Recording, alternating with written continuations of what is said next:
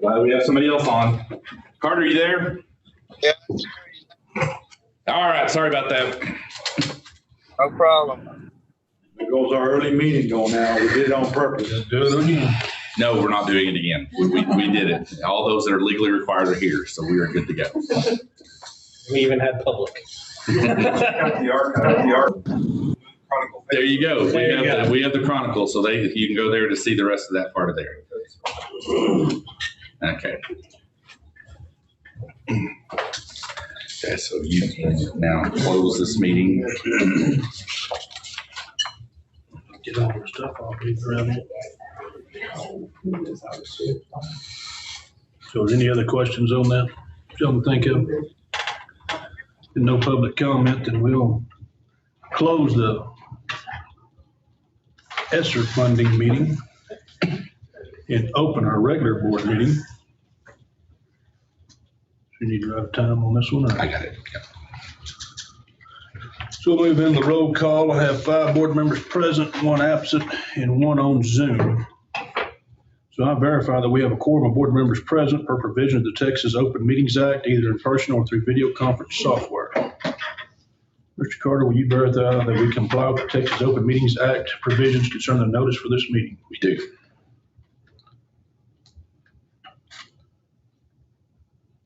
So at this time, do we have any public comment or participation? We did not. Nothing on email form, nothing.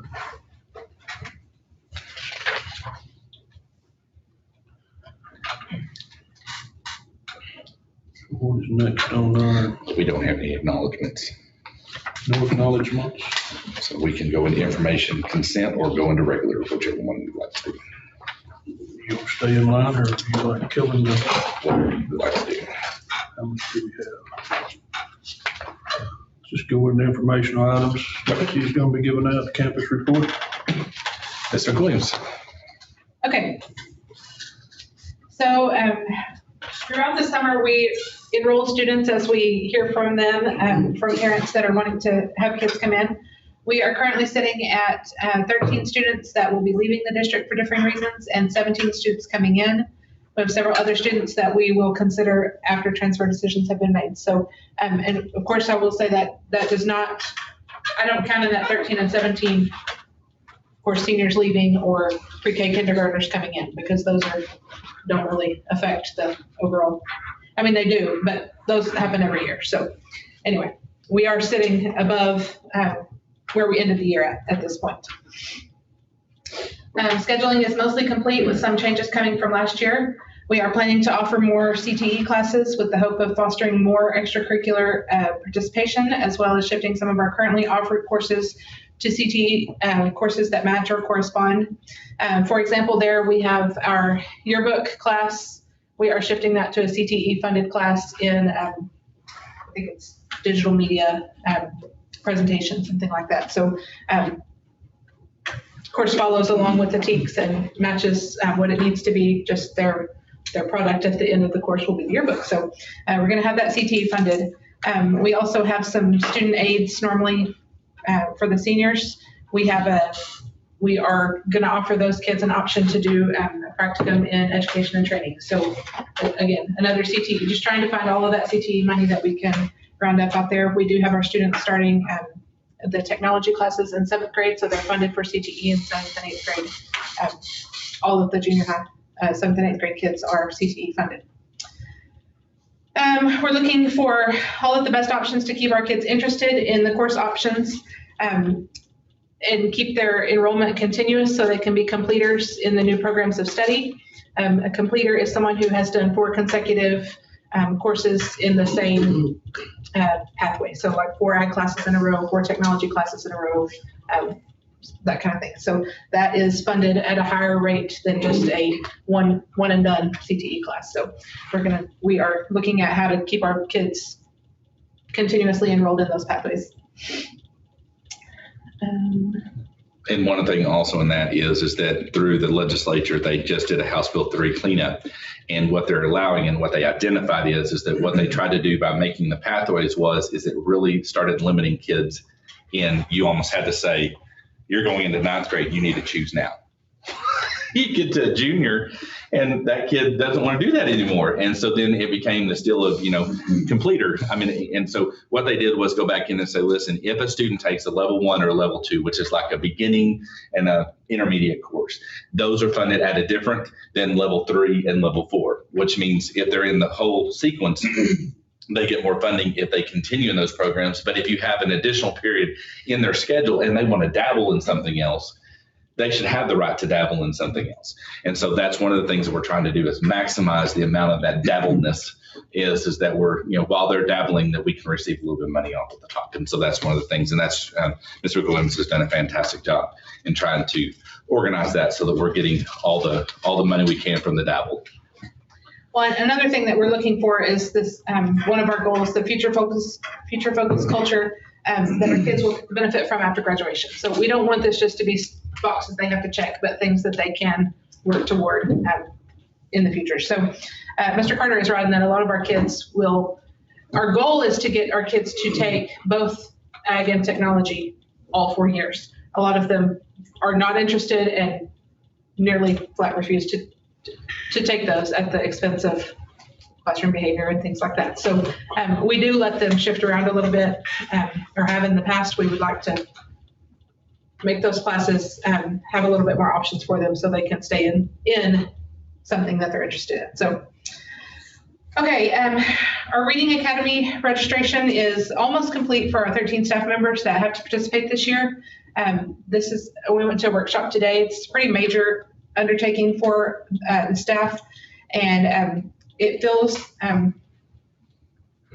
to me because it hasn't been that long since I've done my master's. It feels very much like a master's level course, and I kind of feel for these teachers because they don't have any choice in this, and they're feeling it. So it is going to be a big thing for them. Any teacher that works with students between the ages of kindergarten and 3rd grade must complete the Reading Academy. So we have, and administrators that work with those levels. So Ms. Cole and I are both going, and then 11 of our teachers. So at least we are hoping that by working together, we can pull it out and make it as painless as possible, but I'm not sure that is the right word for that. So, and this is for all teachers in those grades across the state of Texas. This was legislation. This was not a district's decision. Don't get me wrong. I believe that the science behind reading, it will help our teachers. It is just the amount of intensity of the work on top of what they currently do in the classroom is just, it's going to be a rough year. And so if you see those teachers, hug them in an appropriate manner and let them know that we care for them because they're going to need that. As far as the daycare goes, we don't have much new information there other than I would like to just take a minute to commend our maintenance department. They have worked really hard all summer and are ahead of schedule. They have ripped the carpet out over there. We have new carpet going in. Started purchasing that today. So that's going to be good for them and cleaner for the kids. Hopefully not have the runners that are the safety hazard over there. And then, but just to really brag on those maintenance guys, they have worked their tails off this summer and we very much appreciate it. Our FFA students just returned from convention in Fort Worth with 11 students attending. 3 of those kids earned their Lone Star degrees, which is the highest degree you can get in Texas FFA. We're very proud of those kids. Emily Cole, Taylor Moore, and Jake Byers all accomplished that with, I think, a couple really close in there that should get theirs next year. So proud of those kids. I think they had a really good time. And then as far as accountability, we had several students retake their high school EOCs this summer. We had 1 student pass the biology test. The other students were not successful at this point. These kids will continue to work toward passing these tests. Their next opportunity is in December. Students that have failed a STAR or EOC will now be required to be provided with accelerated instruction with the new requirements from TEA for students following COVID. So that's going to be new. I don't necessarily expect that to be popular, but I think necessary for where some of those kids could use some remediation. These kids will work during an elective period to work on remediation with our core teachers in order to get these tests passed. They will be able to return to elective classes as soon as they are able to show mastery or substantial progress toward those standards. So for some, that may be in December when we get results that they have passed the test. For some, it could be October that they've made substantial gain and can go on back to class. And so that we want to kind of keep as a fluid option for them as they can work their way out of or into success. That's where we want to see them going. So, and again, this is not a choice that we have made, but a choice that has been made for us by TEA's new standards. So anyway, that's all I have. And I'll just piggyback one more time about that.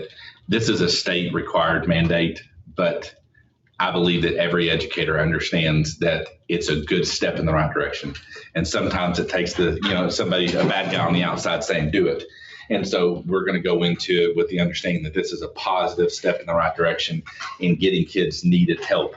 And this just gives us that forced step. So we're going to take it as a positive and not just because it's TA, we're going to do it. We're really going to jump in and really do our best for our kids. And so it's really an exciting thing that, we're going to go into it with excitement and cheer our teachers on as we do it. Once again, if you see those teachers, hug them in an appropriate manner and tell them that we care for them and that we're here to help them. And so that's what we're here to do. So, okay. I think we're on to athletic director. Athletic director. Thank you. Well, looky here. The first athletics director's report in person. Yeah. All right. Yeah, it's definitely weird being on the side of the video, but it's glad to be finally in town. My wife and I are excited and ready to get the school year going. So I'll just give you a short report. Obviously, if you guys have been around the school, summer workouts have been in full swing. The girls have been going, I think, pretty much since the start of the summer. Boys, we started up about 2 or 3 weeks ago once Coach Hampton and I got in town full time. And so we've been doing that. Boys are actually going to take 2 days off this week, and then the girls will take next week off, just obviously give them a little break and enjoy the summer a little bit. Football coaches will be going this week, starting Wednesday, Thursday, and Friday. We'll be going to the Texas Six-Man Coach Association clinic, coaching school, whatever you want to call it, in Wichita Falls. So we'll be able to get some learning in there. Obviously, some of you know Mr. Covington will be playing in the All-Star game on Saturday in that, so it'll be kind of a cool thing for him, give him another chance to, go out on the gridiron and compete. Obviously, as some of you have known, obviously, if you follow Facebook or have kids on the team, most of our teams, whether it's boys basketball, boys at 6-on-6 a little while back, and then obviously, our girls are continuing to do some summer tournaments. This past weekend, they were at Rotan and actually ended up, we had 2 teams and then met each other in the final, so that was pretty cool. 2-point game, so I guess that's as close as you want it to be, so it was good. Good to see them do that. We had a company come in this past Friday. It was actually kind of late, around 8 or 9 p.m., because they were obviously kind of working their way back to where they come from. And so they cleaned our indoor turf room. And so I assume from talking to people that probably hadn't been done since it was built. And so I think it's about, 12 years old or something around that. 2002, 2003. So all of that. Coach Guy was here at the last. And so. Was it 8? Okay. Sorry. So it's been a while since it's been cleaned. So they came in and spent about 2 hours doing that. Obviously, it's not a huge turf area, so it didn't take as long as they usually do. But anyways, got cleaned. If you want to go take a look at it, you're more than welcome to. Obviously, the boys will be in the weight room working out until about 8:30. So, but that's why if you drove by and saw any of the stuff, the big old tractor tires and anything sitting outside, that's obviously why. So get that cleaned. Obviously, most of the coaches, we finished doing inventory, obviously getting kind of ready for the next school year. We obviously got some sports up, to get new uniforms. Obviously, it's cross-country track, softball and baseball, and then obviously junior high boys basketball with our pink uniforms will be replaced.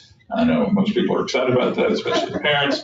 And then we had our first coaches meeting. Obviously, we've got 5 out of our 6 coaches in town. Coach Ryan should be in town hopefully within the next week or so. But we had our first coaches meeting together as a staff this past Thursday. And I know everybody's excited to get together and get going. I know people are, excited about not just teaching them about the sports, but the lessons that come with sports, lessons, that they can learn through life and learn outside of the game of sports. So I know the staff is really excited about making an impact, not an imprint, but an impact in the lives of these kids. Because, as we all know, sports for some of these kids is going to be over with at the end of the school year. Some of them will be 2 or 3 years, especially if they're on the younger end. some of them may be fortunate enough to go play at the college level, but everybody has to hang it up eventually. So for them to be able to really get the impact from, coaches like Coach Humphrey and Coach Joe and Coach Hampton, Coach Sanchez, myself, and Coach Ryan who gets in town, I think can be huge, for the impact of the community. Obviously, fall schedules have been released, so it's cross country and all levels of our football schedules. You can either find those, I believe, on the school site or on Facebook, whatever your fancy is, on finding those. And then obviously we are, working on the winter ones, and those are, I would probably say, pretty close to completion. Girls, I would say probably it's about 90% complete, and boys it's about 75 or 80%. And then obviously we're in talks with Booster Club, trying to get events set up to meet the lines, that sort of thing, when school gets started. So, and then the last thing really I've got to note is that, Coach Humphrey and I met with the FCA representative from the area, obviously, centered out of Abilene. And so talked with him, and we're, excited to really kind of get FCA kicked off again. I know obviously with COVID and everything last year, some things kind of, hit the kibosh and weren't able to be done. And so we're kind of glad to be able to get that ministry and get that opportunity back into the lives of our kids. So, so that's really all I've got. So. Any questions for Mr. Tarbell? And for we use some of the ESSER funds out of that first group, that dark gray area, for the turf ring. That was part of our mitigation, is to ensure that we got rid of any of the contaminants that were in there. So that was one of the things we utilized that funding for. So that was not through any of our local funds. That was through some of our ESSER funds. So. Long time needed. Do what? Long time needed. Well, I will say this, that I did get a call Friday night and I still don't know who the person was. It was an older lady, and I didn't get the name, but she said that there was a tractor running all over that place up there. Did you know that? And I was like, well, yes, they're cleaning it.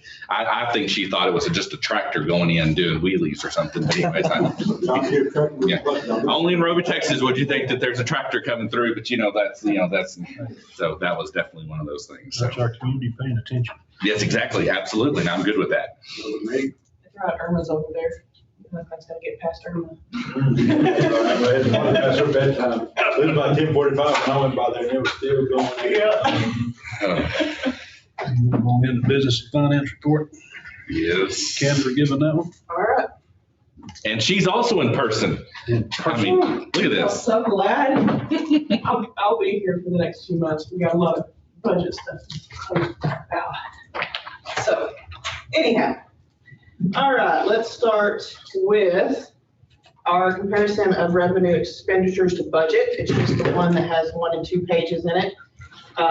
Very short though. In terms of revenue, we are 90% realized overall for that. In expenditures in 199 and 240, we're at almost 80%.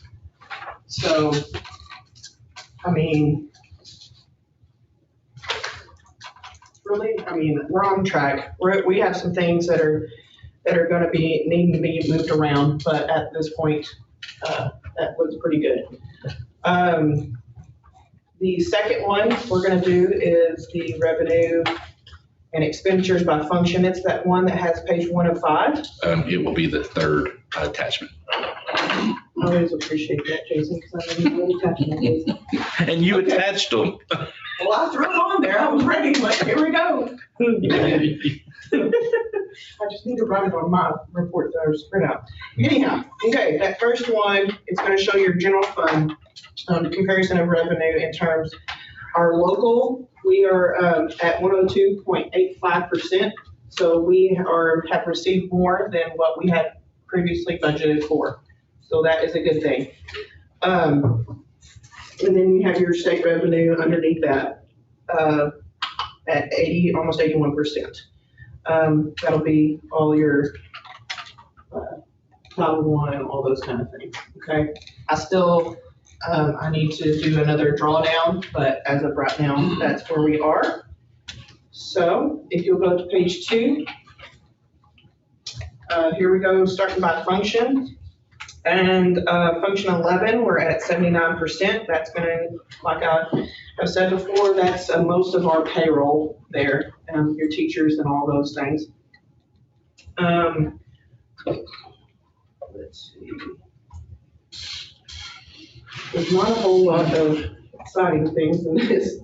Just go function by function. Function 33, health services, you'll see that it's at 100.61. That's probably going to be due to the fact the SHARS fee that we have to pay in terms of offset to the revenue that we get from that. We'll obviously have to move a little money around there because we still have 2 months worth of payroll costs to come out of that, and that'll be your nurse and stuff like that. So, in function 34, we bought a bus. That's obviously why we're over there. So that's at capital outlay and $6,600 for a almost $64,000. Page 3, you'll see at the very top in the bold, function 36, we're almost 75% expended in extracurricular activities, which includes athletics, band, anything like that we did this year, cheer, UIL, those sort of things.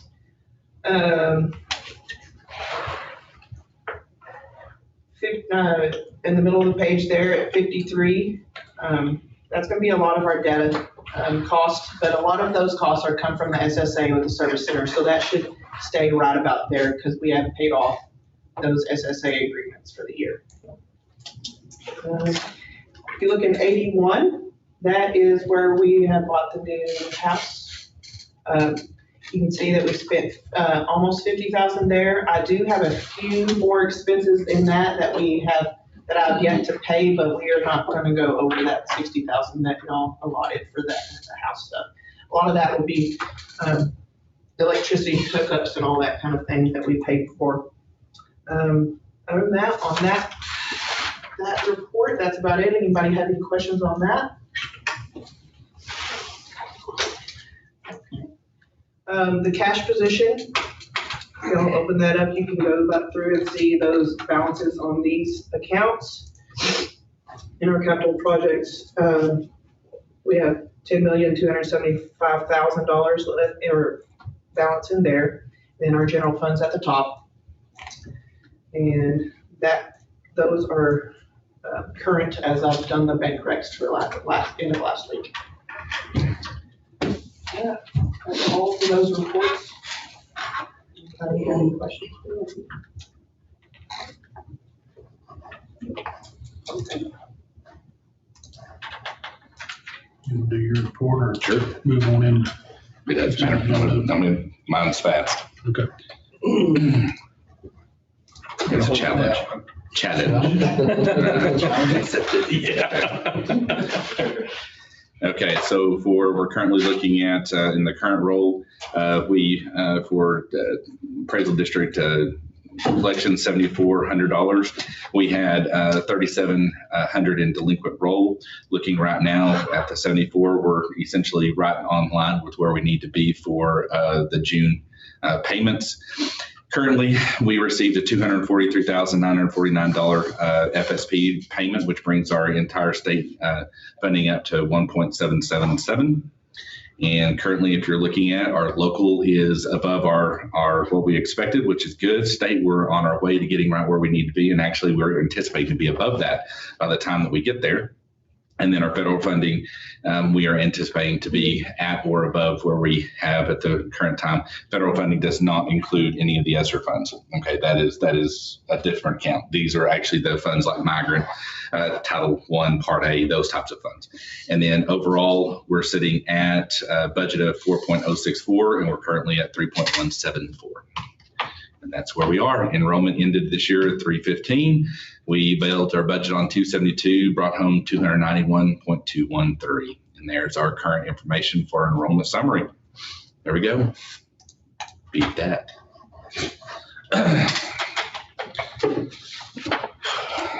You're not going to touch on the next thing?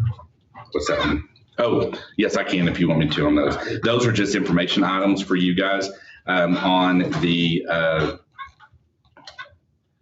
first called special session agenda. I posted that. Those are the items. Anything that's on the special session can only be granted by the governor. So in other words, the governor has the right to put what's on the agenda. And those are the first 12 that we know of that will be on there. And so there should be some fireworks around there, if not already. And so we'll see how that goes, but we're anticipating that there's a possible second called special session, but we're not sure at this point if that's going to be the case. There are some public education ones in there. One of the ones that we're concerned with right now is the property values.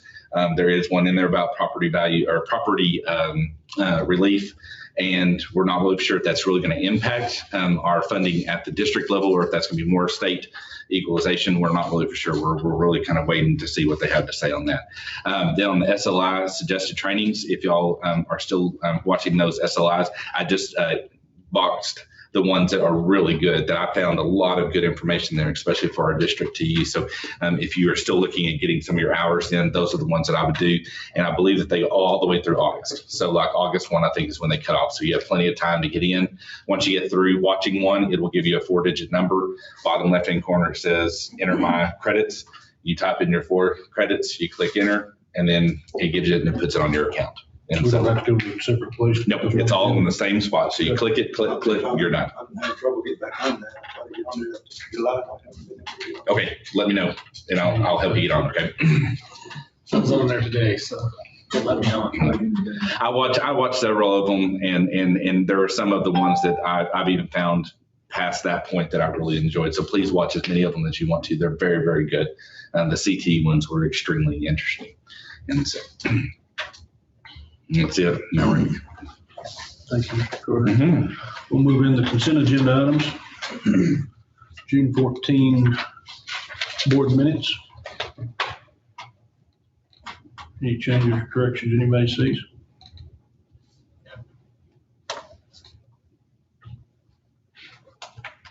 And then the monthly tax report is the same information that I presented in the superintendent's report. It's just the actual report. And then monthly bills.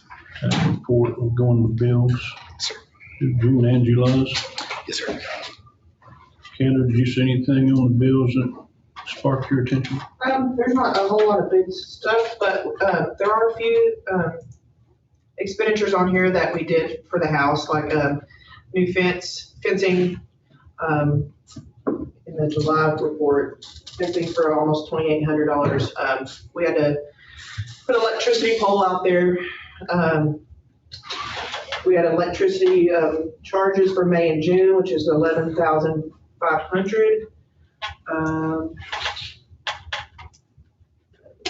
Maybe that I don't. I'm sorry. Right? Yeah. One of the ones on the June at the very, very bottom, the third one from the bottom is cheer uniforms. Remember when we talked about we're moving cheerleading into the athletic park, so we're having it to where that's now an impacted. So that's where that came in at there. And so that's where that is on that. And I guess the JJ Streety one, was that them hooking up? Yes, that's the actual, $1,400 for that. And then that's really the big stuff. That's about it. So it's been about $30,000 from the middle of June to now. Was that July 2 that you talked about? Yes. Yeah, through the 8th. July 1st through the 8th.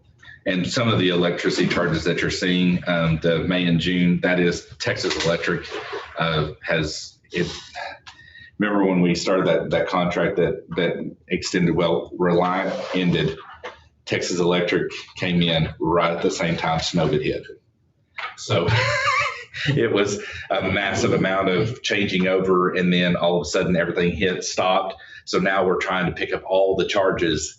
So we're seeing some for a couple of months that were actually the right charges. It was just they waited till June to.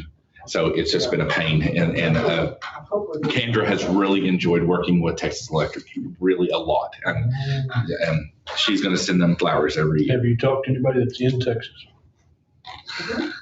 Okay.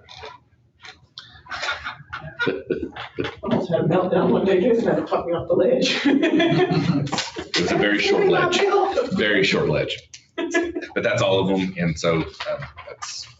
Anybody have any questions on consent agenda items? I'll make a motion to approve consent agenda A, B, and C. Second. Have a motion and second on consent agenda items A, B, and C. All in favor? Any opposed? Do we still have Mr. Edmondson on? Mr. Edmondson, are you on? He may have muted his side. Yeah, it's on. Yeah, I'm on. Yes, Do you approve the consent agenda? yes, sir. That's 6-0. Now, at this time, I'll move in the regular agenda. Fisher County President District Collections Contract. Yes. And we have Kellen here to answer any questions that you guys have in regards to appraisal district. Down here, see where I'm at. Come on up. Yes, ma'am. Absolutely.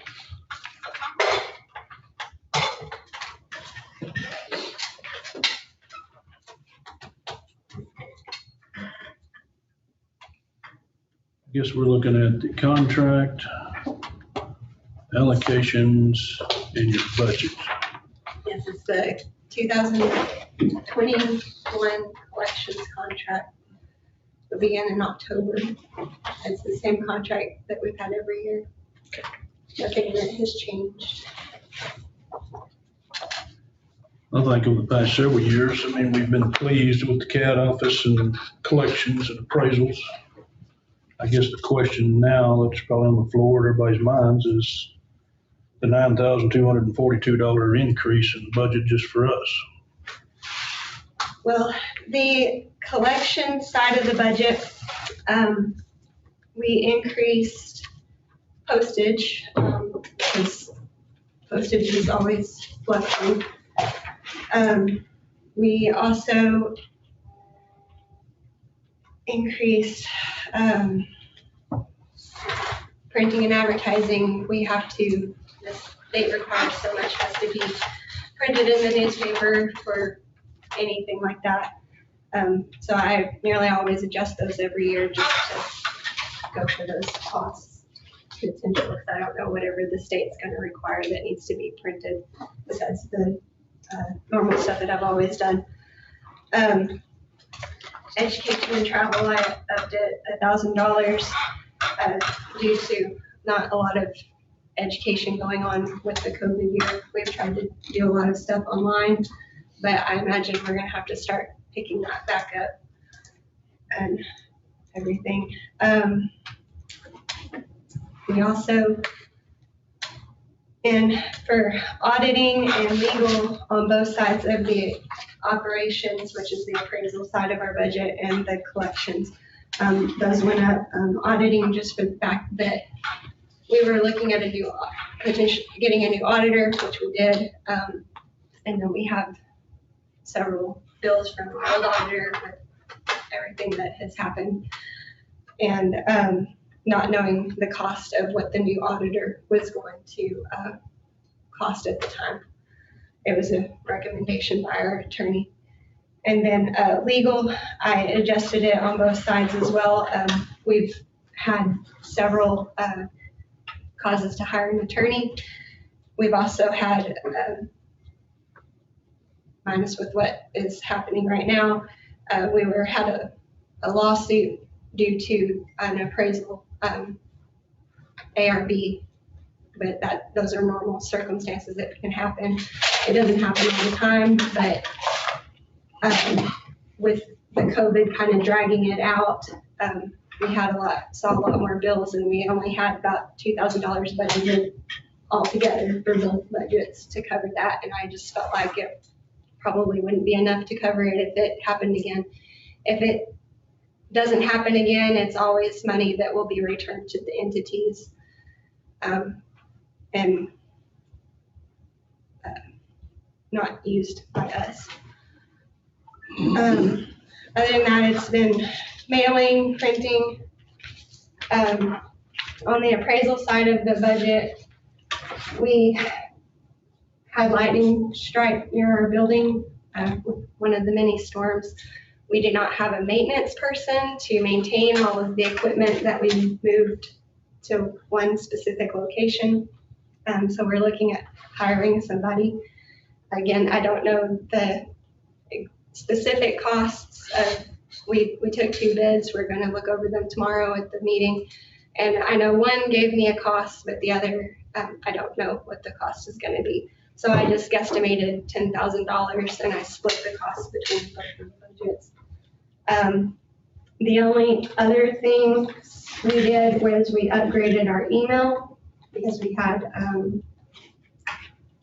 just regular internet email, and it became obvious that if somebody was not with us any longer, we needed to know what was being sent to their email so we could get it all adjusted quickly. And then we do have, which was approved by my board, to put in for our IRS costs due to the 941 wage reports not being filed. And I'm still waiting on the audit for the 2020 to know where exactly we stand and if that really needs to be in the budget or not. But these are preliminary budgets. These are not set. They will not be set until they have to be set by September 14th. So I'm looking to adjust them down. Whatever you have is on the high side, and I'm looking to adjust them down as best we can.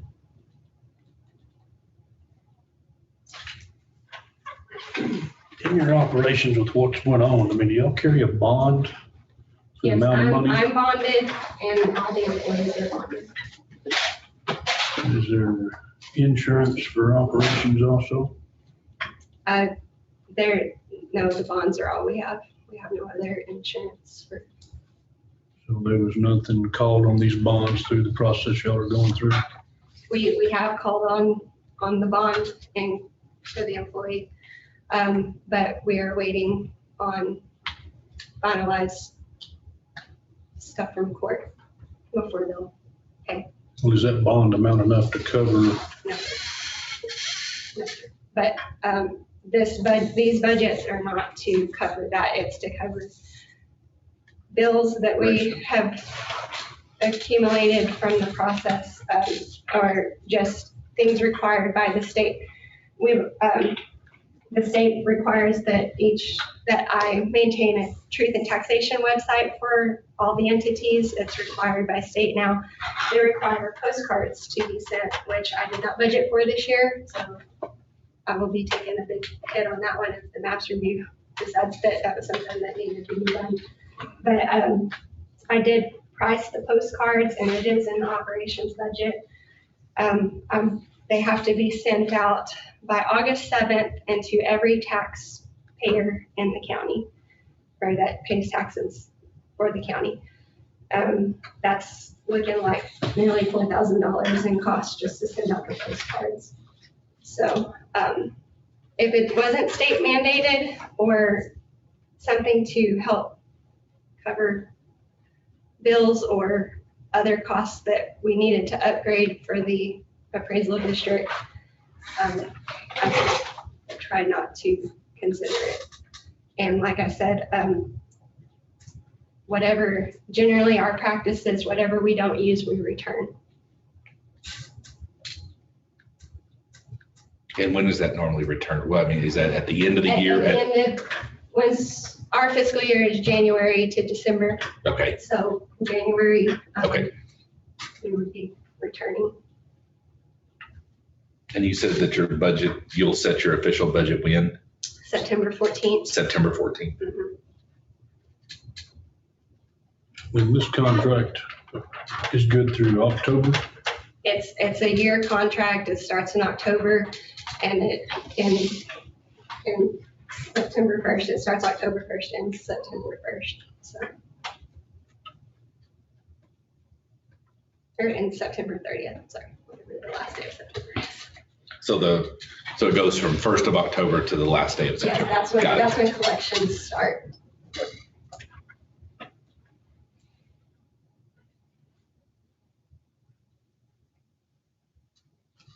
So we have time for, when you get your changed budget up before we can sign this contract, or Yes. we're not pressed for this right now? There's not a lot on the collection side that would be changed, but there would be some coming out of the operations. Just because our collections is just a lot smaller than our operations.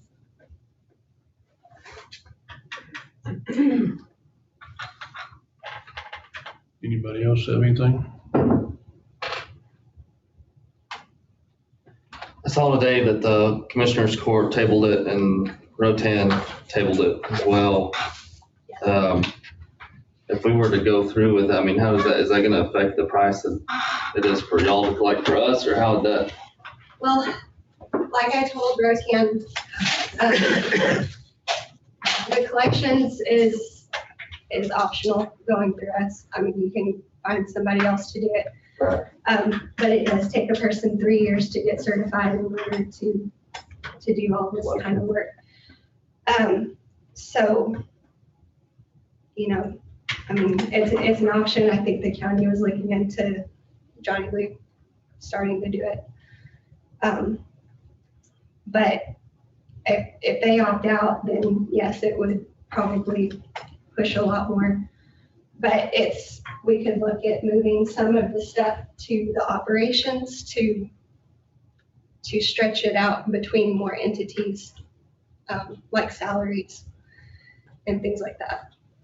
So what is the difference? And I guess I'm new to this, so I'm just going to call it that. But what is the difference between the operations and the collection side? So operations, Well, the that's operations all is- of the entities that have any type of interest in the county. Is that correct? Yes, that we Okay. appraise for. Okay. The collections is just specifically supposed to be for the people we collect, the entities we collect for. Okay. And so that's why it's been separated like this since before I started, so. But there probably are other ways to work it. Just, I mean, just on a business standpoint, if they've tabled it and it has the potential of increasing our cost, I mean, should we wait and see what they decide to do? yes, like I said, the contracts don't have to be approved until before October 1st, so. I just wanted to get them out to y'all in enough time because I've forgotten to written it down in past years, and so I wrote it down this time and I got them out to y'all with enough time to look at So them. we can start festering on it. And your official budget's to be set in September, is that what you said? So how do you go about deciding what goes on which side? So in other words, so like you have in the budget, I believe, 5,000 for IT maintenance on the collection side and 5,000 on the. Yeah, I just. How do you go? Look, how do you go about that? What is the, is there a reason for that? Is there certain equipment that only is used for one, certain equipment only used for the other, or? We have the one computer system that does both of our appraisal and our collections. The Pritchard and Abbott here, they specifically have in their contract it kind of broken out for collection systems. We split the licensing software in half, and then tax statements are considered strictly collections. And then computer hardware is split in half just to divide the costs. I got you. But there's really no rhyme or reason I could alter it in any way, you know. But half is easy. Sure. No, when you look at the budget, you know, that you send out, I never thought about asking those questions, but you know, I mean, it's like, you know, you have on the operation side, what, 18 entities maybe, or something along those lines? I have That 13. 13 entities. And then on the collection side, it's 7. Yeah. Something along those lines. I didn't know, like, you know, are those money, are the operation side, are they set as in every one of these entities has to pay that amount It's for based Fisher off- County? Is that how that works? I just don't No, understand it. it's the way it's calculated on what your percentage that you pay is based off of the levy in which you collect. Okay, all right, I wondered So how that was. That's Okay, what it is. gotcha, okay. And that's for the operation side. Collection side, it's just however much money it takes divided by the So- percentage of So entity. ultimately, I guess I am wrong. It might not affect your bottom line because if it is calculated on the levy side of it, Not collected. then, you know. But, it would still take the total of what I'm proposing and still divide it, so you're still would be looking at more. Gotcha.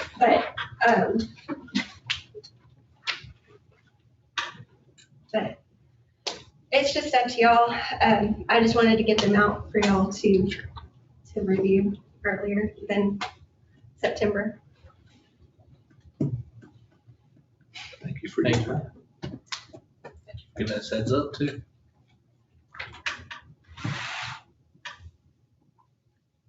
There's a lot of questions. Everything's kind of shaky. What's y'all's opinion? I don't think we should take any action at this time. See if the other entities are. Just wait and see if they're gonna hang us or not, or how it looks. Well, and I think too, it also gives you a greater chance to have the budget, not that it's an estimated budget, but to give you the opportunity to at least have a more finalized budget, which I think is a good thing all the way around. And so I think that would definitely, we can definitely move it off and we'll have essentially, you said the 14th is your budget. Yes. So what we would do is we could essentially move our September meeting from the 13th to the 20th, which would give you plenty of time to get budget set, then give you guys the opportunity to know kind of what your choices are. And as far as the breakdown, generally what I do is I give you the estimates, and that's based off of the 2020 levies. But the 2021, I won't have those numbers until October when we finally get your tax rates put in. So I still won't know exactly what your percentage would be until October. But you would at least have, but we would at least have an understanding of what the budget looks Yeah, like you know as what to the what it budget was looks last like. year versus this year.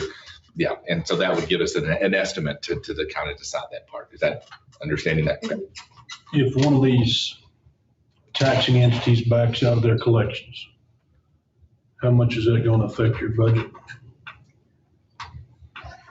I don't know, because today was actually the first time that I've heard about some of them wanting to find another source. I really don't know how they were going to do it in such a short time, to be honest, considering it's July and you're gonna start collecting in October. But I guess it's possible to be done, but I did not know anything about anybody wanting to not renew the contracts until tonight, so. Is it possible for what you're saying, time frame for somebody contract with say, Nolan County or Jones County that already has a trained certified collector? You can't really contract with a different county. That would not be something that you would want to do.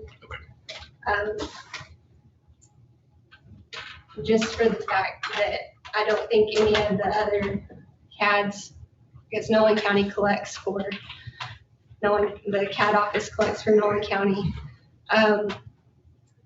For Scurry County, the tax assessor collector collects there, and Jones County, the CAD office collects there. It would put a large strain on them, I believe, to pick up another county, and I don't really know if you'd really want to do that. I think you'd want to keep everything within the county boundaries. Well, I prefer keeping it in the county and keeping it at one place. I don't like the idea of somebody traveling to one point to pay this tax and go over here to pay this tax and go over here to pay this tax. I think it's better in one place. I can see how that would be a very large problem, but and very inconvenient for the taxpayers. But, I guess anything's possible. So, I just, on the short time frame, I just don't know how it would really be done. But, at my board meeting tomorrow, it's something that I'll bring up and talk to the board of directors about and see how they would want to rework the budget if we had people want to leave. So one other question that I have is that, you know, and again, the issues, at what point will the appraisal district have corrective actions in place as to, you know, identified areas of concern? When are those in place? We are already working on those. Okay. We got some with the completion of the 19 audit, and we'll have a lot more in place when the 2020 audit is complete. And I know we're getting really close to having that completed. And but we're already, you know, doing things and signatures by everything, writing everything down, and we're already working on it. We're just trying to find a better way that will be tracked better. Sure. Because we have QuickBooks, and QuickBooks leaves a lot of room for holes. Gotcha. So we're just trying to figure out the best possible means of doing that. Okay. Sorry that happened to you. I know it's been rough.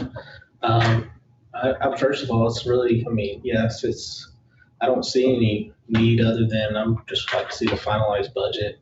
You know, I don't have a really, too much concern other than wanting to see the finalized part. Yeah.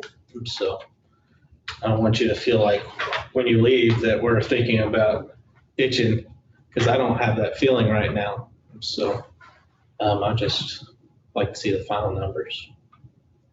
It's kind of where I sit at. So don't walk out the door being all worried on that part. I appreciate it. So, I'm ready to see some finalized numbers on a lot of things. So. Oh yeah.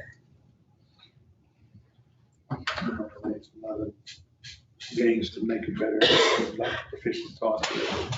Good job. Yeah. Thank you. Give that one old gal about a big old raise, I'll be even more appreciative. Now, if we sold that in the. I tried, but you know, she said no raises this year. I hear you. So. Don't make me work $3.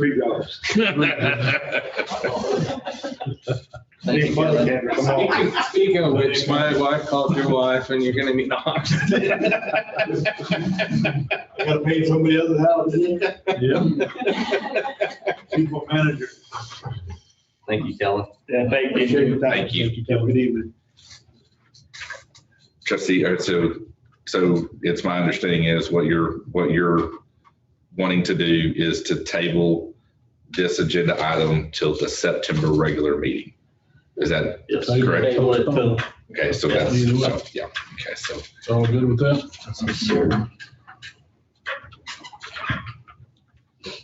They're having a meeting in the morning. Mr. Carter, would you like to go to that? I can, if you need me to, yes. Tax risk management contribution and coverage summary proposal. Okay, board, if you will look at agenda item B, and we are going to look at the third option down at the bottom. It will be the one that says Roby CISD spreadsheet. What this does is this gives you a change from what was last year to this year. And property values went from 16.506 to 18.148110. A lot of that has to do with building prices. You know, the cost for replacement of a building. The $2 million is to replace the little Eli shop out there. It'll take about $2 million to build that tiny little shop right there with the new pricing. I'm joking. I'm just saying with the price of everything right now, it seems like that's all it takes So. She's probably what it cost $2 million. Just saying. And property contributions really was about 4,000. Auto liability was just about the same. Physical damage contributions, legal remain the same. Privacy information security contribution, that's the cybersecurity portion. There was a little bit of drawdown in the workers' compensation. And so essentially the contribution from last year was 59,443. This year is 63,570. My recommendation is going to be to approve this for the 2021-2022 school year, but to notify TASB that we will do a complete audit, or not a complete audit, but we will actually go out for bids next year. So what I would like to do is the opportunity to give some of the other organizations that have these the opportunity to see if they can do us better than what TASB does. And in order for us to do that, we have to give them notice. And I would rather not try to do this at the end and then have to switch everything over, but give all the companies the understanding that we will be looking at this for the coming year, which will give Kendra and I the chance to go in and give all the other companies all of our information. So in other words, say, here's what our property value is worth. What can you give us to see if we can come out with what's better? And so TASB does both they do the property and they also do the personnel side. Some other companies only do property and some other companies only do personal. So we're going to have to kind of get different companies to see. And I mean, maybe TASB comes back as being the best, but I think for right now, I would recommend that we go with them, but we notify them that the board is wanting to look at other options, not to say we won't go with them, but we want to have a chance to go back and look at comparison prices with other companies, if that's okay with everybody. If they have something in the fine print, you got to give them notice in writing. All I have to do is notify them that we are looking. It is nothing more than just to tell them that. And so what I'll do is when I send this into them saying that it's been approved, what we'll do is we'll just notify them and just say, listen, we are not displeased, but I want you to understand is that we will be receiving bids next year for all these services. And then I don't want it to come across as being, we're unhappy or anything else, because we've been they've done a very good job for us. Really hadn't had to use them very much, but when we did, they were there to help us. So I just don't want to get us to a point that we don't feel like we're getting the best price. We need to make sure that we're always comparing and finding out what's better for us. So does this reflect our new house we put in? that is correct. Yes, it is already on the deal. Yes, sir. So we need to approve this. That's your proposal for the 2021 to 2022. That's correct. Yes. Okay, because in here it says 2020. Yes, I know, and I think I copied it over, but anyways, it is. Okay, But yes. so Yeah. I'll make a motion to approve the TASB risk management contribution and coverage summary proposed for 2021 to 2022 academic school year. Second. With the acknowledgement of letting them know. Yes. Correct, yes. Correct, with the acknowledgement of letting them know that. There you go. Good job. Thank you. All right, I have a motion and second. TASB risk management insurance. All in favor? Any opposed? Motion carries 6-0. Consider for approval the resolution regarding the ESSER 3 funds and the policy CB local, state, and federal revenue sources. Yes, and so board, what you will do is if you'll look at agenda item C, first attachment, CB local resolution. That's the resolution that we will need to adopt. And what it does is it allows us the opportunity to amend policy CB local, and it just tells us where public notice has to be provided. And so what it says is that TEA published guidance regarding how these funds can be used in local compliance requirements, including a recommendation that districts develop local board policy to address how districts will provide public notice. And therefore, the district shall provide public notice of federal grant applications through an information item at the board meeting and by publishing information on the district's website. The district shall make available opportunities for input as required by law or the granting agency. So what this will allow us the opportunity to do is that instead of us having to go through what the federal statute says is that you have to put it here, you have to put it here, you have to put it here. If this says the board policy states that it's going to be on our website, it will be on the board agenda, and all grant applications will have a public comment period. And that solidifies it across the board for state and for federal grants. And so that just makes them streamlined for districts so that you're not having to miss one here and miss one there. Okay, and so my recommendation is to approve the resolution of the board regarding ESSER 3 and policy CB local, state, and federal revenue sources. So the two separate or both together? Together, just that whole statement. So you'll need I need to make a motion to consider for approval resolution regarding ESSER 3 and policy CB state and federal revenue sources. I have a motion. I'll second. A motion and second. Any other questions? All in favor, say aye. Aye. Any opposed? Edmondson still on? Carter, you still on? I am. Y'all doing good. I take that as an. Do you vote for the resolution? Absolutely. Okay. I can get you in to go to sign both those comments. All right, resolution passed 6-0. Yes. Discussion for plans of use of the funds for federal grants. Okay, so some of the items that we're looking at right now for the ESSER grants, again, we're looking at many different options. One of the things that we are looking at, let me see if I can pull my notes really quickly.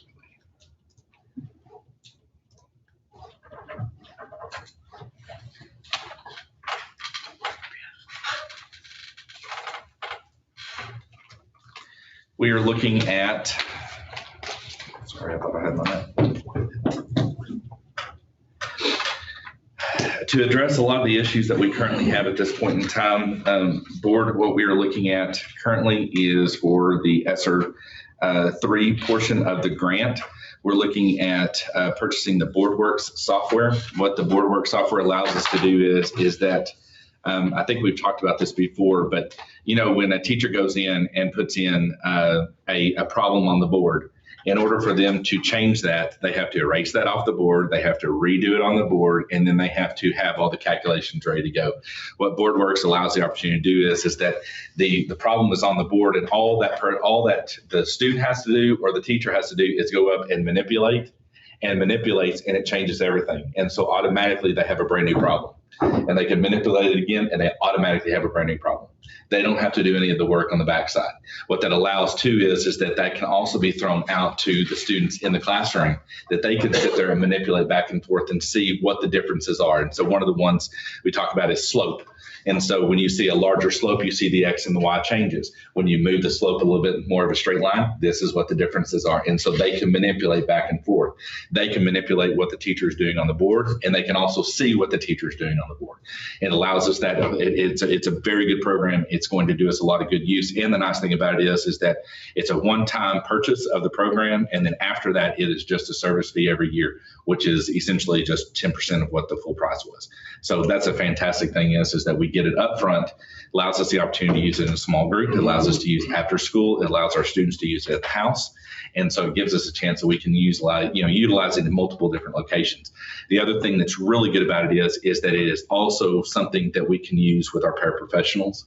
I can even go in the classroom and help the kids. If they tell me this is what we're working with, it doesn't have to be somebody. We can bring in some volunteers from the outside who can go in and work with kids on just one problem and let them work it. You know, the drill and kill, you know, we used to hear that all the time, drill and kill. You know, we're kind of going back to that same drill and kill. And so that's one of the things that I would recommend that we go for. Nearpod and Renaissance are the two other programs that we talked about. The new line, ITV stands, the onboard computers, and the ITVs is the other things that we're looking at spending the money on. We're looking at replacing our iPads for our high school classroom, our math. Really honestly, we've talked and really kind of looked at this from the staff perspectives as to, you know, what interactivity do we need in those classrooms? Do we want to go Chrome? Do we want to go iPad? What are those different ones? And we just purchased some new iPads for the elementary, which we'd be able to consolidate into a cart. And so it gives us our younger kids the opportunities to have those resources in their hands even earlier than what we've ever given them to them before. And then looking at Chromebooks across the district, and what we're wanting to do with that is that, and she had to leave just at that time because I was going to ask her a question. For the most part, we want to be able to have to where the students in the school building have a one-to-one, which means the student has a computer that they move to classroom with them. It doesn't go off campus, but it moves classroom. So in other words, they don't spend all the time logging in when they first get into a classroom. It is their computer that they move from English to math to science to social studies. That is their computer that they take with them to their classroom. It gives us the chance that we don't have near as much of the logging in, logging out, which will eliminate the amount of software damage that we have, or the equipment damage, because you're having one person that has a computer.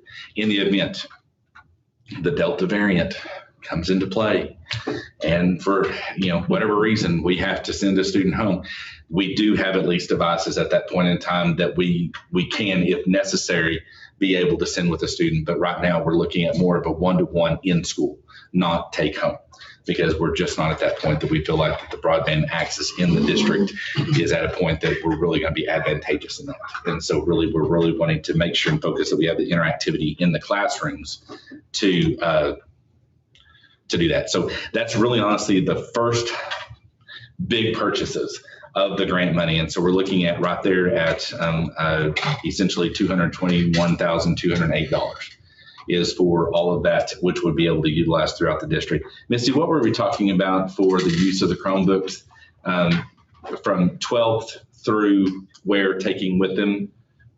6th through 12th, taking them, carrying them. Mm-hmm. And then 3rd through 5th, teacher set still, not mobile. So in other words, those would stay in the classroom. So they would, when the kids move, the device stays. And so they're not near as much of the hands-on. But one thing we're looking at is, like the Chromebooks we have now, they're not touch capable. They are still this. And what we're wanting is we're wanting to ensure all of the devices that we receive from this point forward have the internet, the touch capability, because that allows us the opportunity that with the Nearpod, those things, that every student that's sitting in class, they're seeing what's on the board. They can be working on their computer. The teacher can see it. The other thing that's nice is the teacher can actually throw it to the students' devices and walk around the room and help the individual students out. The other nice thing is that if you two are finished with yours, or let's say you already got this, y'all know what you're doing, I can throw an assignment at you two that you two are working on while us three are working together in another area. Or I pull a student small group over and I'm working with them over their information and not over somebody else. And so that just allows the opportunity to utilize it in multiple different ways. But we want to make sure that it's touch capable, nothing more than that. All the technologies, are we kind of working away from like the big thick textbooks that we had, or it's still got those? It's becoming less and less and less that way. One of the things that we do in our dual credit classrooms is, and Ms. McWilliams and I have been working, or trying to figure it out, but you can't buy textbooks anymore. Everything now you buy, and you buy for a time period. So in other words, they get it from August 1st, and on December 31st, they have no longer access to that book, but the book can be read to them. They can highlight them. So there's a lot of great things that come from that. The other thing that we have to be prepared for is district testing is coming online. And they have 1 year before every student across the district is required to take the STAR test online. And so we have to make sure that the devices that they're using are the devices that are going to make them successful. And we're having to buy these just for them to use our Chromebooks now, because this part is not allowing them to highlight. So we need to be able to have them the ability, the capabilities to do those types of things. And so we really feel like that for us to be able to really move, we're going to have to spend some money. Those are the days of buying a used book that has good highlighting. Out the door. I know. I knew it was a good year when you got that book. Yeah. Yes, I got their book.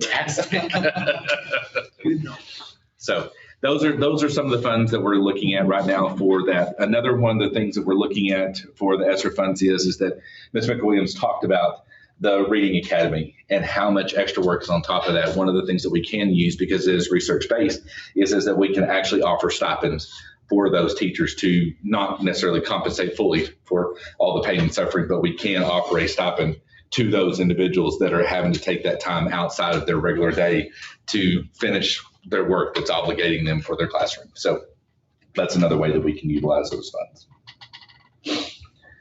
And as of right now, and in the remaining of that fund, what we'll do is that we really want to start with that and stop. We want to put our hands up and we want to assess. We want to see where we are, where are the pitfalls, what are we doing? Some places are utilizing the funds to add additional staff to help lessen and bring in an interventionist that can really focus on just math and reading. One of the things I don't want to do at that point is because we don't have room. We have no room. After the bond, we will have room, and then we can assess at that point in time. But I don't want to expend all the funds up front. There's no reason to, because we want to analyze and make sure that everything that we're doing is going to fit and that it's doing it for the right reasons. And everything that we've talked about thus far is all about things that we wanted to do anyways. And it's something that's still focusing us in line, but addressing the needs that we need to address. It's not something that's pie in the sky of just saying, hey, this would be fantastic, let's get this. It's more or less for a reason. And so that's one of the things that we're looking at there. So that is just more or less just to review that part of it. It's no more than that. Is there any other things? Is there any comments, questions, concerns, other things that you would like for us to utilize, look at? This is just more or less a discussion piece. It's nothing more than that at this point. Sound like you're on the right track, trying to get ahead of the curve. On your thoughts on getting the improved wireless connectivity to ag, I mean, I know we're gonna have a new ag shop, but to ag and all, and what's your thoughts and plans on that? Right, one of the things that we're looking at there is that we can expend ESSER funds for that, but we also have E-rate money that's coming in the door too. And so if we can use some of that for that, I would really try, and this has been something that Kendra's tried to kill me on several times. She's attempted to throw me off the ledge several times. I've walked her off the ledge. She's about to throw me off. But is that I really want to make sure that the federal funds and the state funds that we're using, we're not doubling up. So in other words, what we can be utilizing a state fund for that we're not using general funds for, and that we're really trying to maximize every ounce and every penny that we possibly can. And that's taking a little bit of time. And so that's one of the reasons why we're really making sure that, number one, how do we do that? We're having quotes from RSI to make sure that we have those abilities to do that. And so that's just a matter of taking into that. One of the other things that we're looking at, the safety and security grant. You remember we talked about that a while back. You haven't seen a lot of that stuff in the district so far. The reason why is because with the bond coming in, some of the card access readers, I don't want to buy a program that's going to run just the cafeteria and not run any of the stuff we're running up here. I want the same software system that we're going to use up here to utilize out here. So I've stopped using some of those funds at that point to really try to see how we can maximize that together. So I'm almost at that point. We have, if you've gone by the weight room so far, we almost had the covered walkway built to the new entrance to the cafeteria, so that our bus students will have a covered walkway to get into the cafeteria instead of having to walk all the way around the basketball court, because again, once they start doing construction, that part's going to be closed off. So we're going to have a better location for them to go in. So in general, it's really a better location. So we're just going to get the doors put in, all that wonderful jazz. So we're working on that right now. So that's kind of where we are. But yes, that is something that RSI is working with us. We're just making sure we're not using this fund if I can use this fund instead. So, and that's all I have at that point. Anything else? Anybody? Danny gave me the look, so I'm staying quiet. Okay.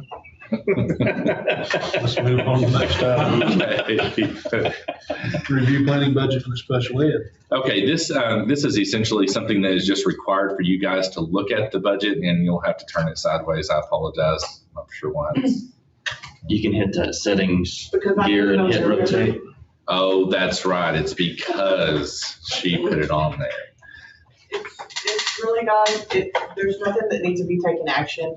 It's just something that I had to have it on the agenda for y'all to look at, because we had to send it to our SSA Which is Tri-County. for them to send to the state. So it's not accurate. It's just a number thrown in there. We do have to hit 206,000 this year. I tried to keep it as low as we can, because With MOE for SPED, you have to hit that same number every year or have an exception to lower it, which could be anything for salary or anything like that. So, MOE is maintenance of effort. yes, sorry. And so, I mean, that number is just thrown in there. I think it was like 233,000 or something like that. And that was just me throwing numbers in there to account for at least hitting what we hit this year. But we will have an exception with salaries for, I believe, about $30,000 for the current or the year or so. Does anybody have any questions on what MOE is? Means you're trying. That's it. It just means that you have to be spending the same amount of money on your special education students. And then if there's an exception can be that you have a highly paid teacher. A lot of times, let's say you have a retiree. So if Miss Orr were to retire, not Miss Orr, if you're listening, I'm not asking you to do so, just using it as an example. But that if we replaced Miss Orr with someone that was at a lower salary, whatever the difference would be something that we could lower MOE because that position, the trade. Yes. To spend that if right. You don't have that. Yes. So that's what MOE is. It's just a matter of if you had a high need student who had a lot of services and they left the district, all of that was above and beyond, you could drop your MOE to that certain point. And so that's more or less what MOE is. And so anyways, this is just a review item. For y'all to look at, there needs to be no action taken. I just have to wanted to put it in there so you can look at it and then that's it. Informational item. Yes. Any questions on that? So we'll move on down to item F, consider for approval the 21-22 district compensation plan. Board, I will just make it very clear, I will not be making a recommendation tonight. With some of the information that's come up with in the state legislature with the property value studies, those types of things, the compensation, that I brought to you guys saying that we want to look at above base, we want to look at those types of things. Those are still things that are critical that we're really wanting to look at. But one of the things that really concerns me is that one of the items that we're going to discuss next, it kind of plays into that. And we just want to make sure that whenever I get, guys, we have a better chance for you guys to look at the budget and then let's have a conversation at that point in time. And so what we're going to do is that I will bring this item back to you guys on August 9th. We will change and we'll talk about that in closing item A. But we'll have a budget workshop where we'll just sit down and talk about budgets. And at that point, we'll look at compensation. And so I just wanted to let you guys know that everything that you see in that compensation plan that you have there, we're still looking at, the numbers will change. So just understand that we still want to make sure that we're highlighting those things, but it may not be at that level. And so I wanted to go for pie in the sky and then drop down to where we think that we can be. But I just want to make sure that we are in a good spot. And I just don't feel like we're at that point yet to be able to do that, especially when we're a little further out from budget. July 15th, which is in 3 days, we'll have certified values, which will give me a chance to know a little bit more what our budget's going to look like from the state and federal, I guess from the property values. And so at that point, then we'll be able to have a little bit more information to know where we are standing wise. So all right. Postpone this until That's correct, yes. we get closer to budget. Correct, yes, sir. Item G, consider the 21 district transfer policy and amend FDA local. Okay, so, first off, if you want to, if you want to on your screens, on the actual, if you click on the agenda item and you look in superintendent's comments, there is an actual link that will take you to a district map that I transposed on top of Google Maps that shows you literally our district lines. And to that? do it. How do you say to get to that? You gotta select comments on the. You said superintendent comments. Yeah. Okay, and then scroll down. And you should see. Okay, right there. Click here. That's the thing's weird. I know.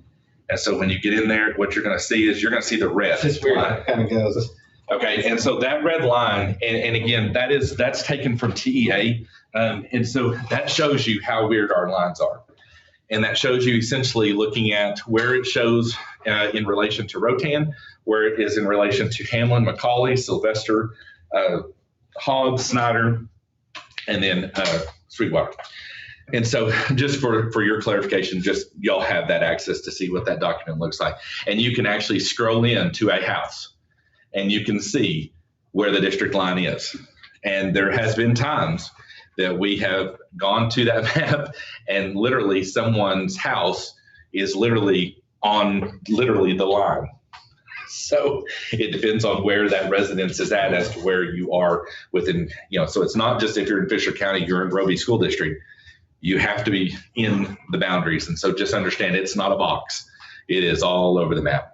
And so I always thought there for a long time it was a drunk person making the lines, but that's not necessarily the case, but it does look that way from time to time. So that's just a little bit of history, just so you guys look at that. You can, if you looked at that map, you might want to have to hit the back button to go back to your board book.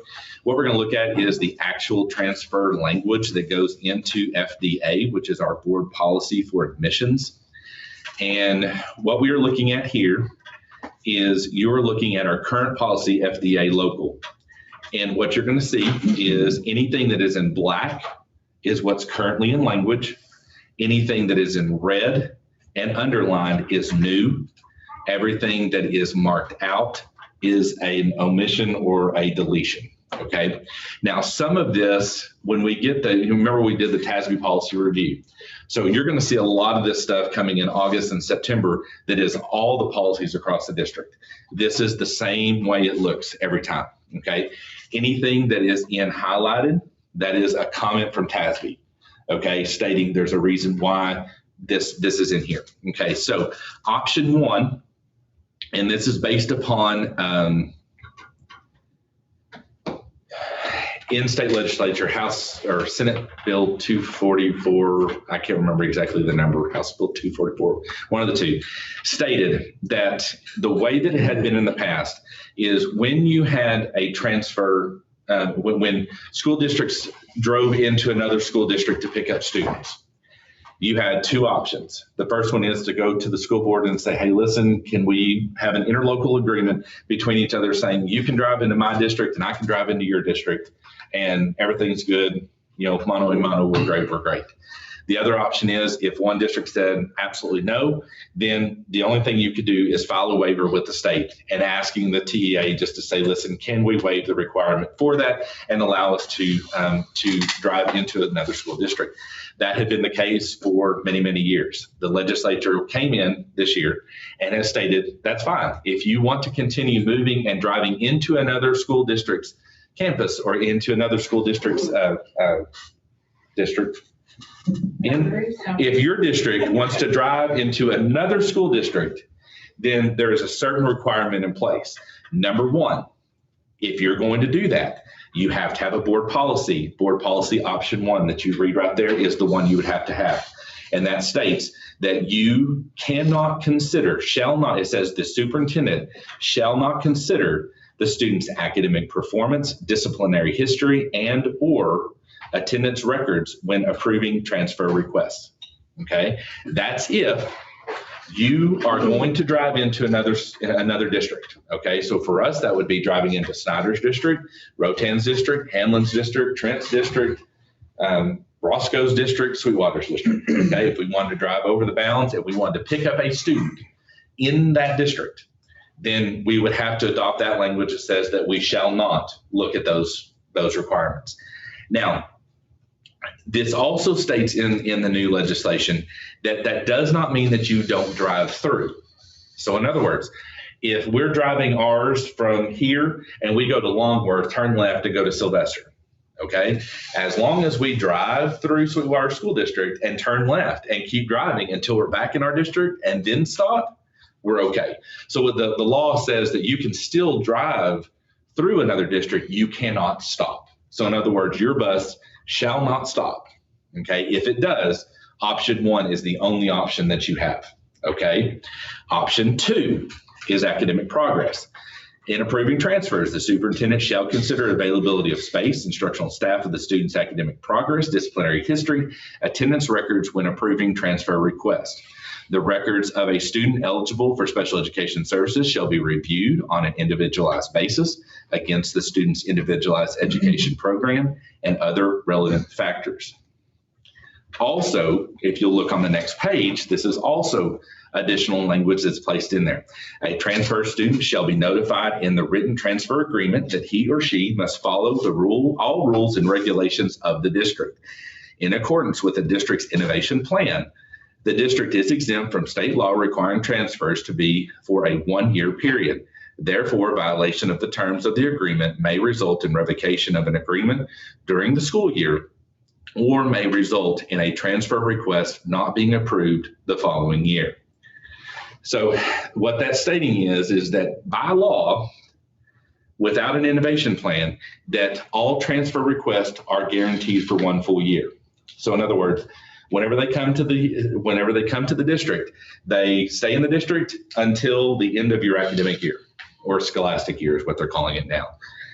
What this is stating is that innovation rule, it's just stating that at any point that the district feels that you are either not making progress or we have major issues, anything along those lines, we do reserve the right that we can revoke a transfer at any point during the school year. Okay, that's the difference between the two. The District of Innovation allows us the opportunity to do that. We did approve that, and that's what's in our agreement. Okay, so next, when it says transfer agreement, you'll see all of that information is marked out. That is because that language has been replaced with what we just stated. Revocation. The student may revoke a transfer for the following reasons: failure to comply with the transfer agreement, failure to maintain an acceptable level of attendance or academic progress, or failure to comply with district rules and policies, including the student code of conduct.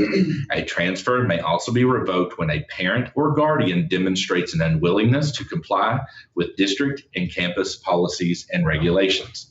So in other words, what that states is that by adding that in there, it's not just about the student. It's that we also have expectations of parents and guardians as well, that they help us in the education of their student. And so that's something that we also were allowed to put into the policy based upon the legal guidelines. And so that essentially is the changes in that. So we have option 1, which is the first one, which states that we reserve the right and just say, listen, we're going to drive into anybody's school district. But understand that we are not at that point in time able to take into account academic performance, disciplinary history, or attendance records when approving transfer requests. Okay, that's option 1. Option 2 is that we remain in our school district. That means that other districts can come to us and we can operate one within our district, but it means that we shall not pick up a student from another district in another district. So if we were to go that route, then the recommendation would be is that we have the route that's coming from Sweetwater be at Highway 70 and County Road 118. And so it'd be where the pickup location would be for those coming from Sweetwater. So in other words, those that would be coming from Sweetwater would drive all the way to Highway 70 and 118. And that's where we would pick up the students at that point, and that's where we would drop off and pick up. So it'd be the same concept as what we do at, what is that called? Tower Road. County Line Road. Is that what it is? County Line Road? Okay, but anyways, where that big turn is, it would be the same concept as that. The option there would be is if we choose to go with option 2, that we would start with number 1, identifying and contacting transfers at that point in time and letting them know what the decision of the board is. Is this something that you're willing to do, or is this something that you would, are you going to be looking at another option? If we go with option 2, then the other option would be is that to either operate a route within our school district that is in between Rotan and here, or to just state that if you are coming from the Rotan school district, that you would drive into the school district and you would drive to the school. And so you'd pick up and drop off at the school district. So those are your options that you have there. Now, the one thing I did want to tell you guys is, and the reason why I put that click here for that map is that so you guys can see where county line roads are at and see which ones are in what school district, where they are, because it is a little bit interesting. And so if you look at where technically our county line or our district line is at Tammy Powell's house. So that's really where our line begins. The reason why that I chose not to recommend looking at that location is because it's on a hill. And so what the deal would be is that the bus would park essentially behind all the cars, and the arm would come out and stop all traffic until all kids were in the cars and off before we would allow the traffic to go on. That would be one of the safeguards we would put in place until we can talk with county commissioners about options of, putting it more of a drop off on the sides. That would be the location, but where Tammy Powell's house is on a hill, where 118 and 70 is actually in a long stretch. So cars going both ways would be able to see the bus at that point in time, and it would just become a bus stop. And so that's essentially where. For the north. Yes, and I mean, and that's just do I? Horse. Yes, the Whisper Farm Horse Center. Yes. Schroeder's old house. Yes. But anyways, that little turn right there is where that would be at. But anyways, I was just trying to find a location, and we don't have to formalize that part. The only thing that has to be formalized is that we need to have a transfer policy that's going to fit what you guys would like to see for the district. Now, one of the things to look at too is that this policy can be revised at any time. This is not a one and done. So if you guys choose to go with option 2, and let's say in 6 months, a year from now, we want to revisit the policy and possibly look at the option 1, then you certainly can at that point in time. It is highly advisable that you start with option 2, work to option 1, not start with option 1 to work to option 2. And that's one of the recommendations that I have that would be more suited for the policy revision. So it's my recommendation that we look at adopting revisions to FDA local to reflect option 2 as presented in the document that is on your board book. And so that is my recommendation, but I'm open for any questions, comments, concerns. You're proposing option 2? Yes, sir. Where we stay in our district. Now, just quick, as far as the way that looks, if you say you went with option 1, you accepted all transfers, yada, yada, but if they don't comply to our rules, are we still able to revoke them? No. But option 2, we can't. Option 2, you are, yes. Because option 1, you shall not make decisions upon. Well, I mean, you accept them, and then they come in and they start not following they don't follow the rules and everything, then you can say. What I have been given, what guidance that I have been given is no, that only occurs to option 2. Yes. That only occurs with option 2. Yes. Well then, guys, I'm gonna make a motion to consider 21 district transfer policy with option 2. I'll second. I have a motion, second and third. Story of my life. Mr. Edmonds is still on. Mr. Edmondson, are you on? Yes, sir. Okay. I am on. We are voting on to go with option 2 of FDA local, amending it for in-district only. Yes.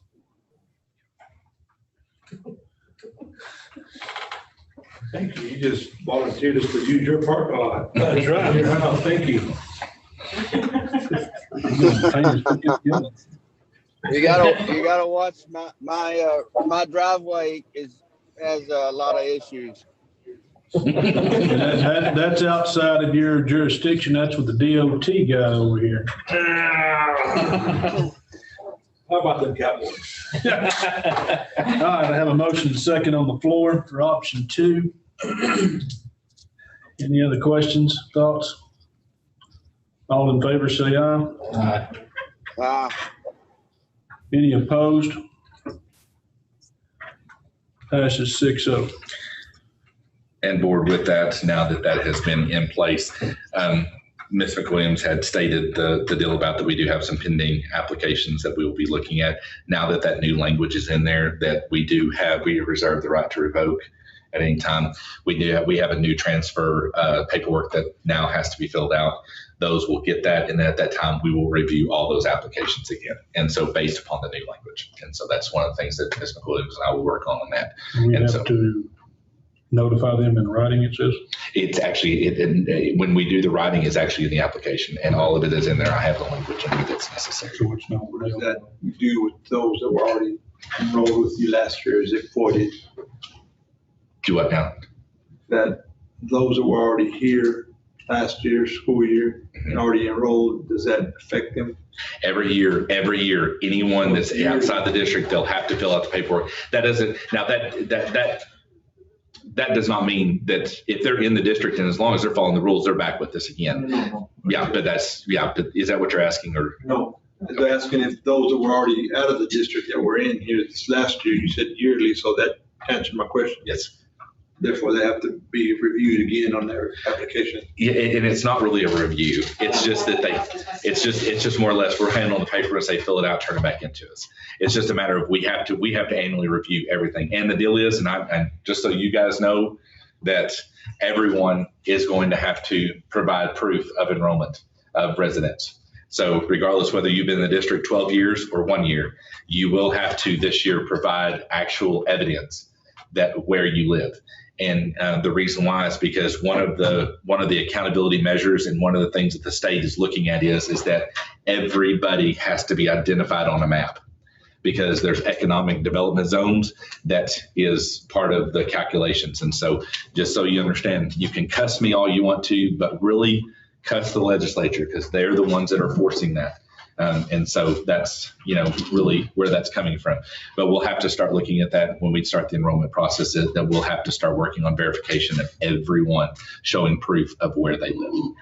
I'm just curious what's showing proof? You just have to show like an appraisal district that shows a homestead exemption, that shows that you actually live in that location, a utility bill that has your name on it. Those types of things is the documentation that just has to show that that's where you are. No, that's it. And we're working on exactly what is acceptable and what is not. So we're still trying to get that language from the TASB. TASB just released a lot of the information, so we're waiting on the actual guide to figure out exactly how this is going to work. Appraisal districts busier. Well, the paper budget's going to increase. Well, a lot of it is that we can go in. I can go in right now and look at your location, and I can find homestead exemption anytime I want to. I can go online. So anybody who wants to come into the office, we can sit down and work with them on finding the information. So it's really not going to be anything more than it has to be in that person's name. So that's going to be kind of some of the things we have to work on. How does that work? One more quick Sure. comment. Well, how does that work on guardianship? If, in what respect? He's a guardian of a kid. You have to have proof of guardianship for just. Yes. So in other words, kid, stay with the grandparents. there's multiple pieces of paper that have to be filled out. And so if it's a guardianship situation, we just have to have information that shows that you're the guardian. If it's another situation, there's another piece of paper that has to fill out. So there's all these different ways that we can verify that. We have to show who the parent guardian is. And once we have that, we're good to go. That's all you have to do. What about the student homeless There's a classification? there's That's a- still the same thing? Yes, there's paperwork for that too. Okay. Got it. Our paper budget's going to go up too. So it's just so That should be sourced from you. Paper budget goes up. Oh, yes, Technology that starts September 1. So that's going to be a fun one. So Which one? Oh, we have to verify things are made in America, that we have done our due diligence to ensure that we are purchasing things that are made in America. And if we're not, we have to show proof of why we were not able to buy that. So,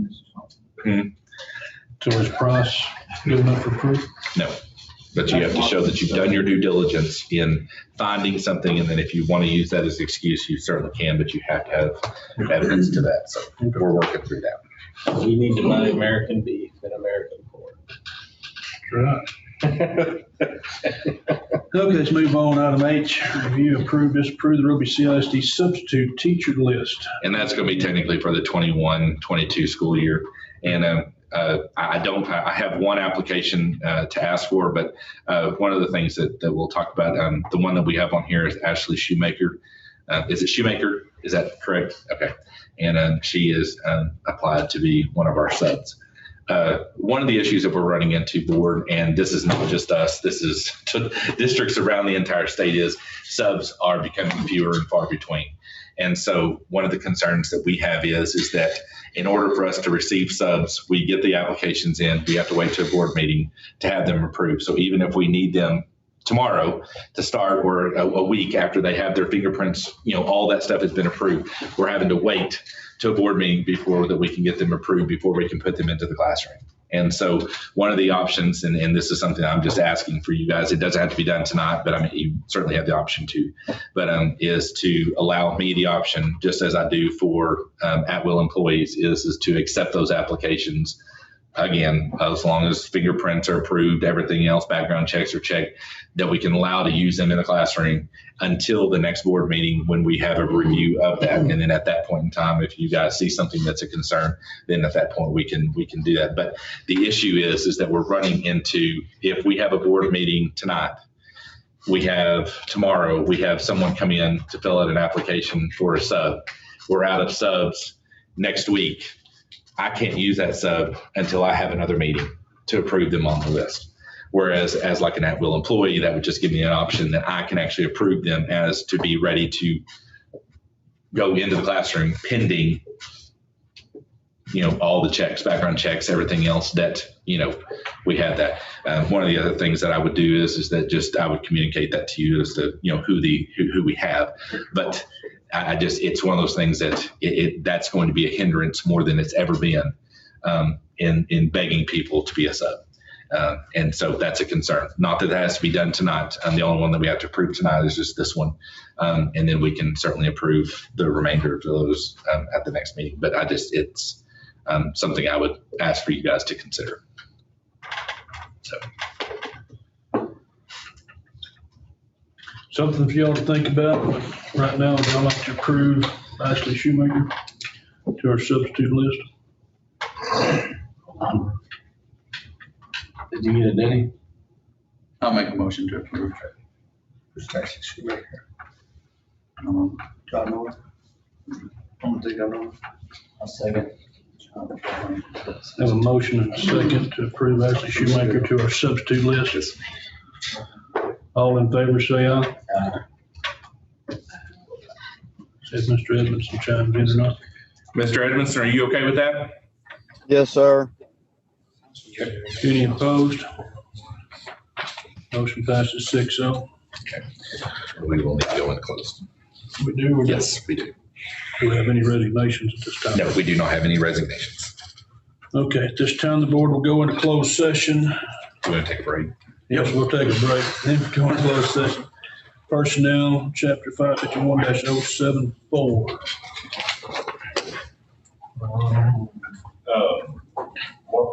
Why are we going into executive session? Personnel. Can we be a little more specific on that? We have an A. As far as how it meets an exemption, just to arbitrarily talk about personnel is rather vague. Is this, the appointment, employment, evaluation, reassignment, duties, or discipline or dismissal of an employee, a public officer? Are we going in to look at a person that we're going to hire? It would be employment, duties. Of a teacher? I think it's an aide, ain't that what we was? Well, I don't understand. Jeff, I don't understand what you're asking for. For what we're going into executive session for and how it meets that criteria specifically. So you're wanting an agenda item? Yes. What agenda? Category. Yeah, what topic are we discussing specifically? So it means, how do we convey that meets the definition of executive session? We need a hire. Well, it's about personnel. I know, but who specifically? That does not have to be the rule isn't to protect the anonymity of an individual. Okay. You're talking about a position, not the actual person. Right. Well, yeah, the reassignment of, say, an English teacher. No. What I'm saying is that as an example, but to just say we're going to talk about personnel is pretty vague. That's a vague description. I mean, there's a lot of things that happen with personnel, salaries. I mean, are we talking about the salaries of a group of individuals? Are we talking about the duties of a teacher? What does 551-074 state? It's written there. It's exactly Right, and all I'm asking for is how it meets the definition. Yes, it is written there. The employment, evaluation, reassessment, duties, discipline, or dismissal of a public officer or employee. Correct. So which employee are we? I don't have to discuss that. But an employee, yes, actually you do. No, I do not. No. So we got to say we're talking about an employee. Yeah, I mean, Not exactly the what employee. are we? The board is not required to conduct an open meeting to deliberate the appointment, employment, evaluation, reassignment, duties, discipline, or dismissal of a public officer or employee, or to hear a complaint or charge against an employee or an officer. End of story. That's it. Oh, no, that's Okay. correct. You can take that up with your attorney if you like. You certainly can. That's fine. All I'm asking is, can we be a little bit more specific? No, with how it's personnel. It's personnel. Personnel is too vague. If you're No, it's talking not. about It's personnel. If you're talking about employee compensation, It's not about compensation because that's not one of the ones that's in there. well, then is it talking about the reassignment of an employee, duties of an employee? Exactly what are we talking about here? The best that I know is going to be a possible hire of one position. So we have a vacancy, then why couldn't No, we just say? it's actually creating I mean, are we talking about hiring a new employee? Is it going to be like a new position? Do what? Is it going to be like a new position? We are looking at several options. Okay. But we're talking about a specific position, is all I'm saying. Right. Hiring a specific position.